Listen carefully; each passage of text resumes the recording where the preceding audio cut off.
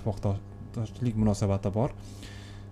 Lekin Isroil ham NATOni bir ko'zga ko'rinmas yoki yozilmagan ittifoqchisida, men aytgan bo'lardim, Turkiyadan yaqinroq ittifoqchi bo'lsa kerak. Shuning uchun bu Turkiya AQSh orqali, NATO orqali qaysidir ma'noda Isroil bilan ham ittifoqdosh.